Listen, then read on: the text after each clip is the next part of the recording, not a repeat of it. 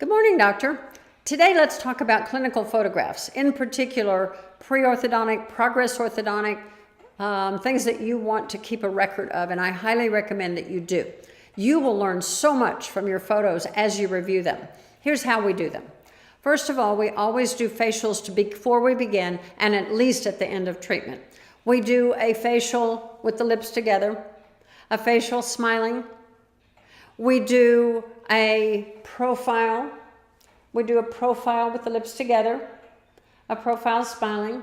When you do your profile, make sure that the opposite eyelash is barely showing in your photograph so that you have a nice profile and you don't end up losing the actual profile.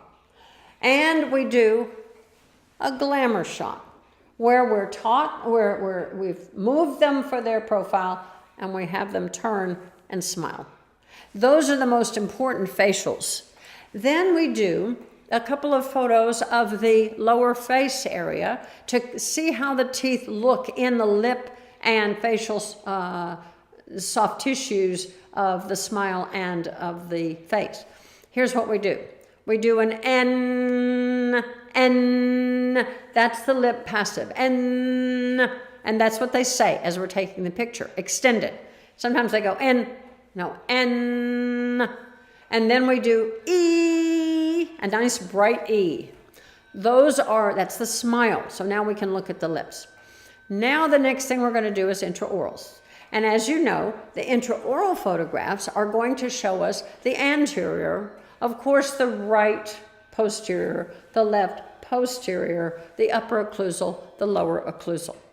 When we do progress photos, we usually do a full set of intraorals, not the facials, unless we're doing class 2 or class 3 correctors, sagittal correctors. Sometimes we want that facial because the changes are dramatic and wonderful and we can follow how it's doing.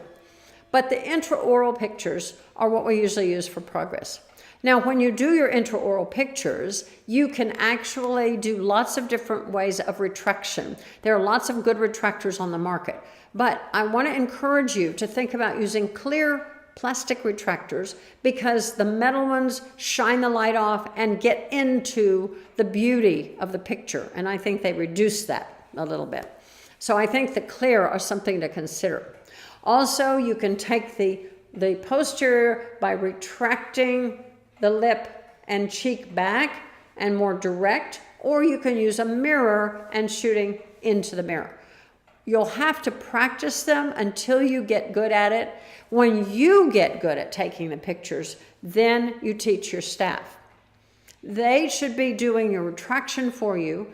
Once you get good at the pictures, then you have them learn how to take the pictures, be the camera person, and at that point you do the retraction. You will each learn wonderful things as you go through that process. Then you can turn over the training and the photography to your capable staff members. So a little bit of idea for you, some systems in your intraoral and facial photographs, and you can have a lot of fun doing it because the kids really do enjoy having their picture taken until they get to be the awkward age in preteen or teenage where they don't want their picture taken. And at that point, you can just goof around with them and do your best and get what you can. Some ideas for you on intraoral and facial photographs. Have a great day. I send love. Signing off.